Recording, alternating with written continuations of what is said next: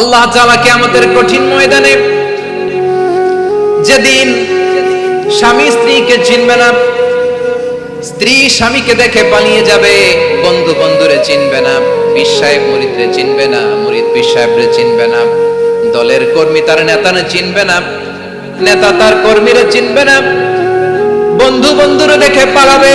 কঠিন মুহূর্তে সূর্যটা মাথার কাছে চলে আসবে, জমিনটা তামার জমিন হবে, আজকের জমিনের মতো নয়। মানুষ ঘর্মাক্ত, ক্লান্ত, শ্রান্ত মাথার মগজগুলো কানের ছিদ্র আর নাকের ছিদ্র দিয়ে বেয়ে বেয়ে পড়বে। বিশ্বনবী ফরমান, ময়দানে 7 শ্রেণীর ব্যক্তিকে রব্বুল আলামিন তার আরশের নিচে ছায়া দিবেন।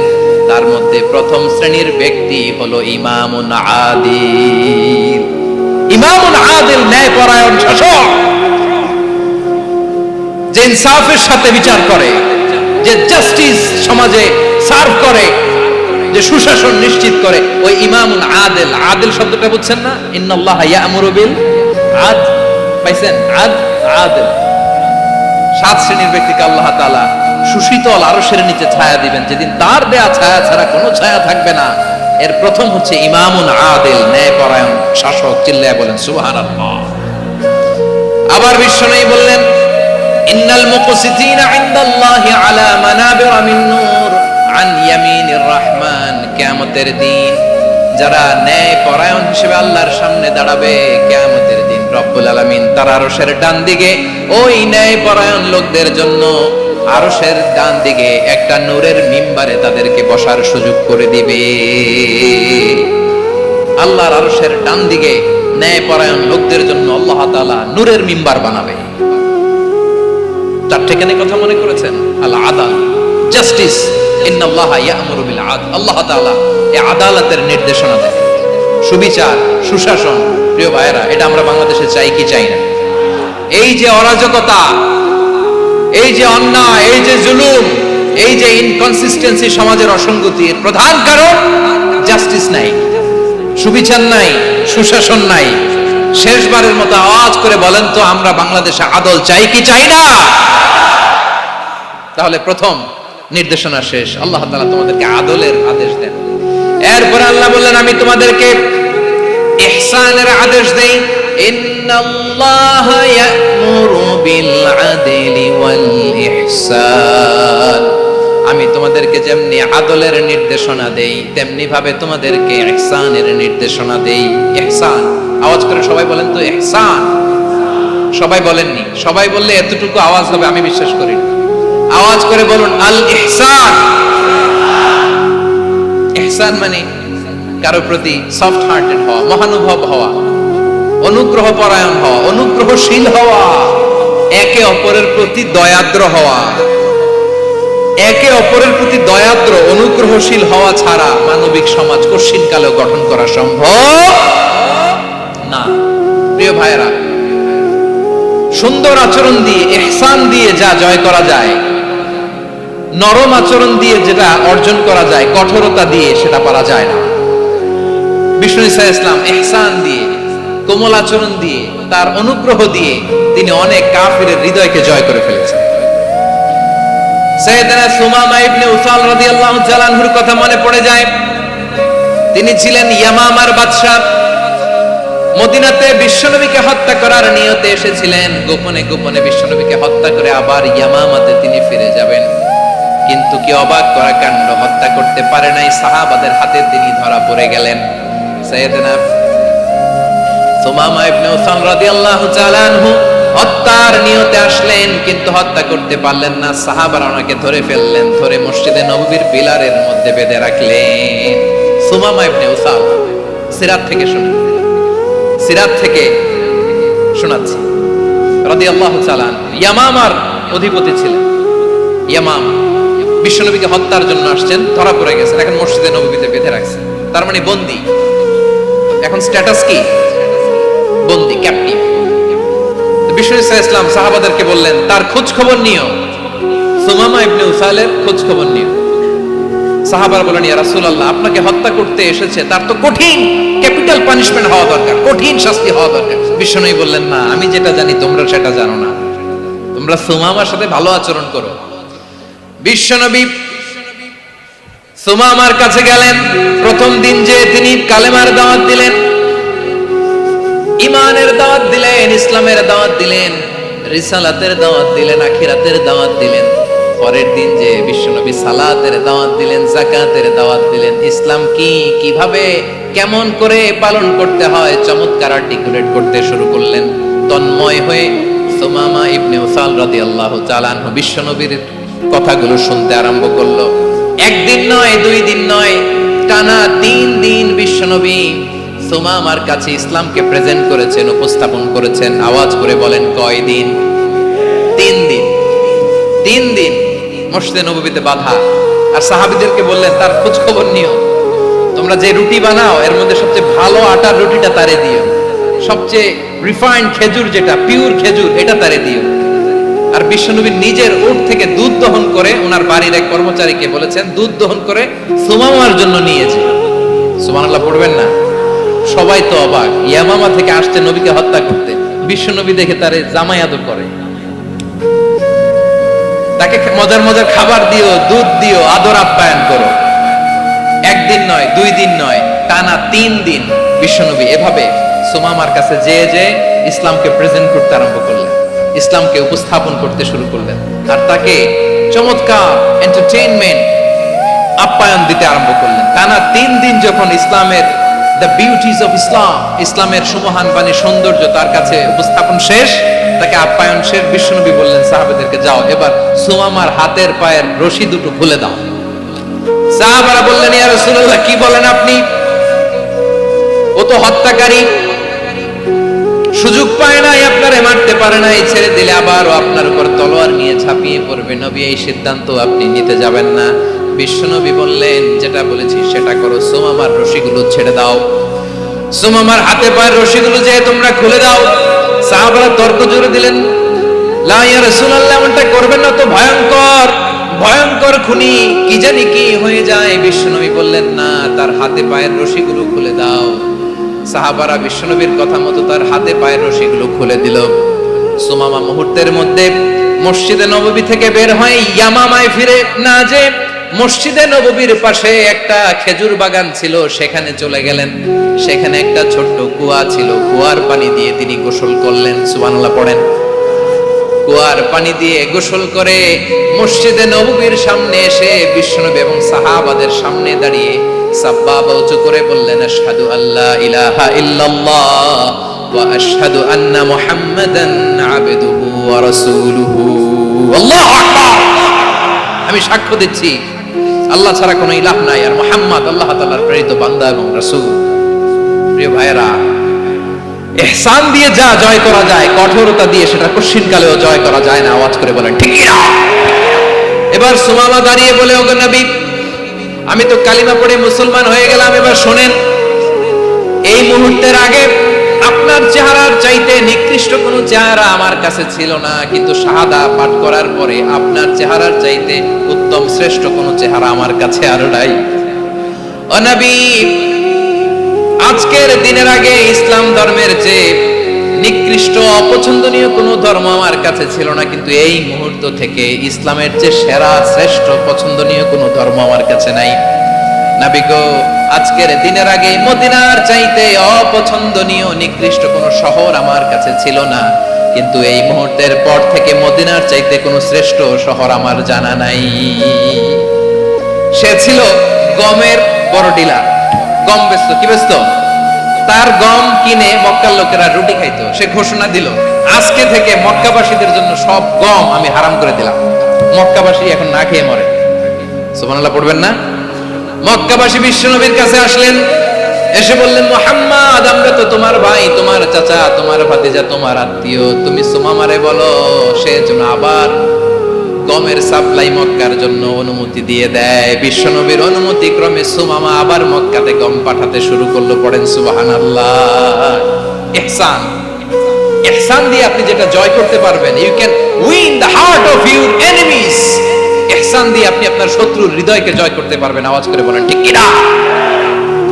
এজন্য আল্লাহ বললেন, ওয়া আনফিকু ফি সাবিলিল্লাহি ওয়া লা তুলকু বিআইদিকুম ইলাত তাহলুকা। আহসিনুকা ওয়া আহসিনু ইন্নাল্লাহা ইউহিব্বুল মুহসিনিন।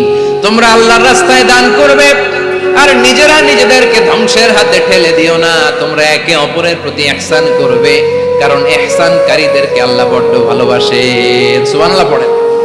আবার সূরা রহমানে আল্লাহ বললেন, হাল জাযাউল ইহসানি ইল্লাল ইহসান ফাবিআইয়ি আলা, সবাই পড়েন, ফাবিআইয়ি আলাই রাব্বিকুমা তুকাযযিবান।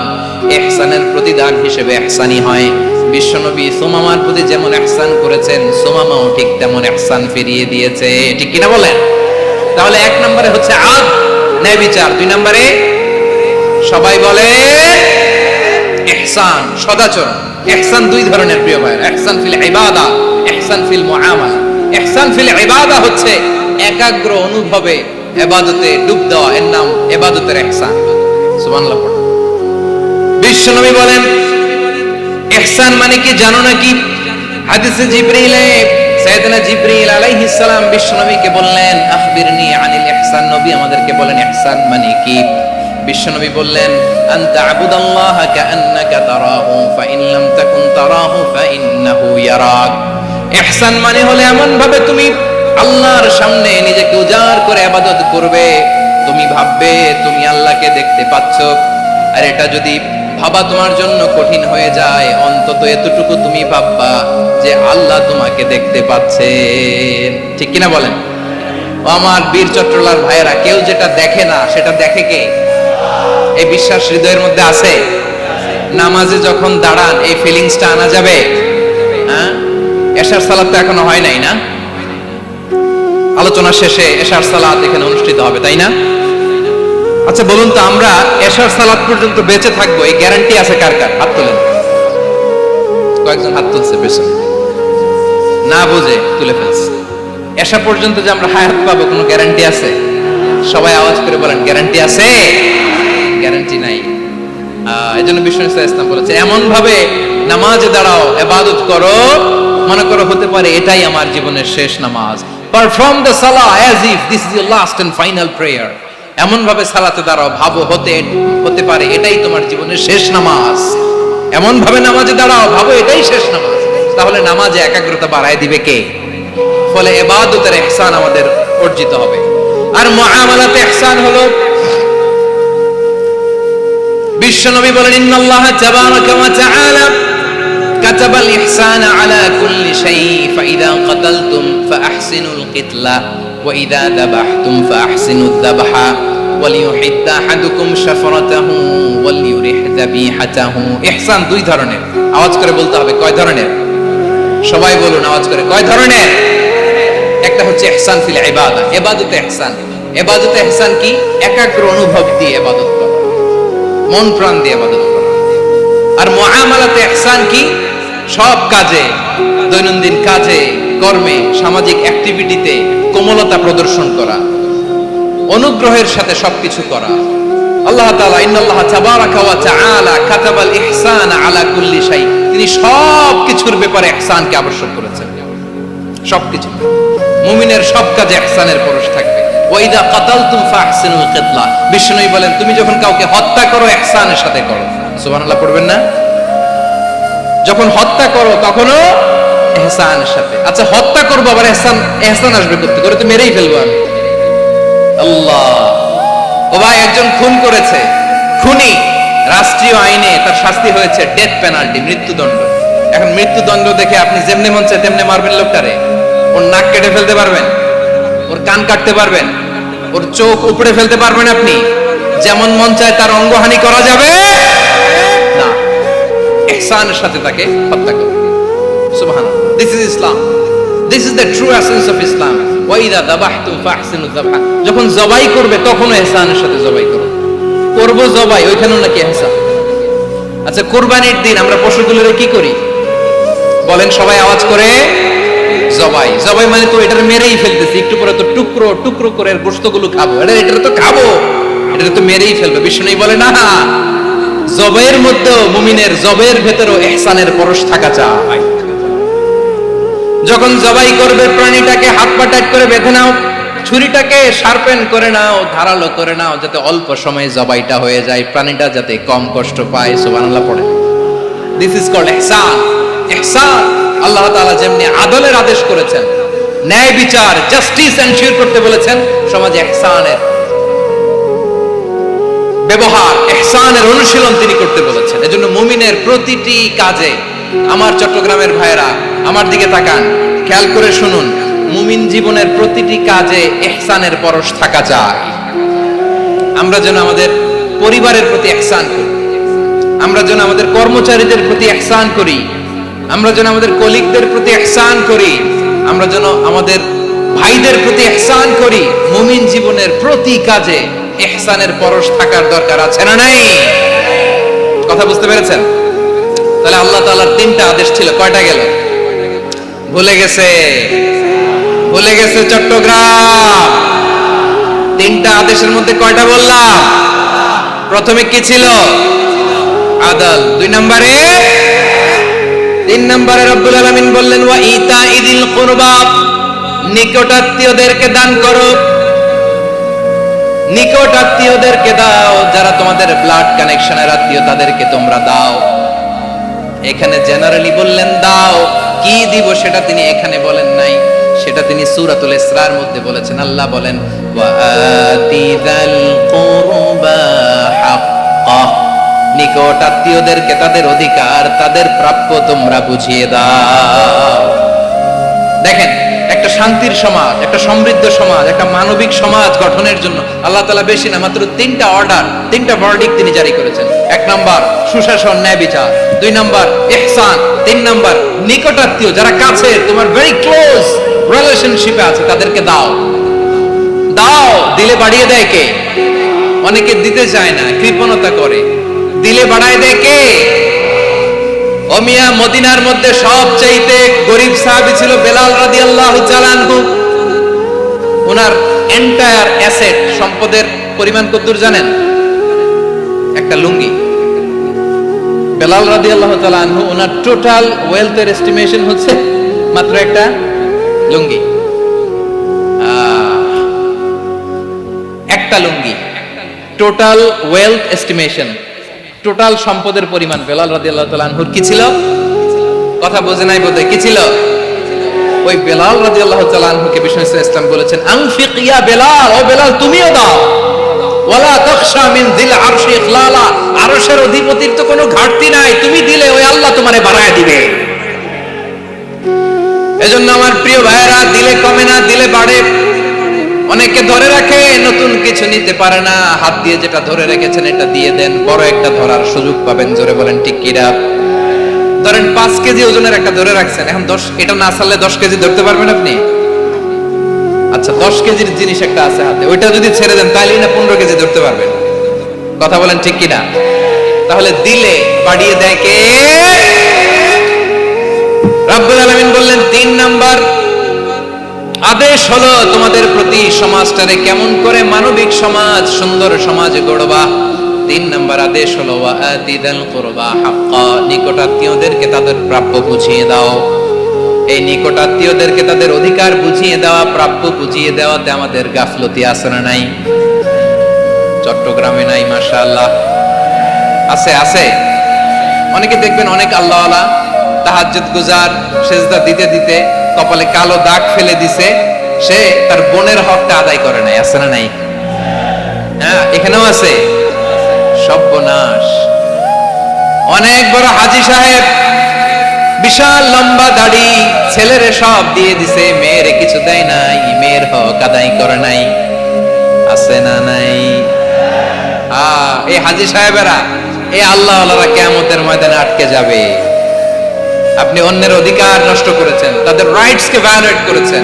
এজন্য আল্লাহ তাআলা বলেন, কারো অধিকার যদি কেউ নষ্ট করে, ওই সমাজটা মানবিক সমাজ কঠিন কালেও হতে পারে না। এজন্য 3 নম্বর আল্লাহ বললেন ওয়া ইতাইদিল কুরবা, নিকটাত্মীয়দেরকে দাও। কি দিবা? তাদের অধিকার দিয়ে দাও। বোনের অধিকার বুঝিয়ে দাও, মেয়ের অধিকার বুঝিয়ে দাও, ফুফুর অধিকার বুঝিয়ে দাও। দেখবেন অনেক মায়েরা ছেলের পাতে মুরগির রান দেয়, মেয়ের পাতে দেয় মুরগির ঠ্যাং।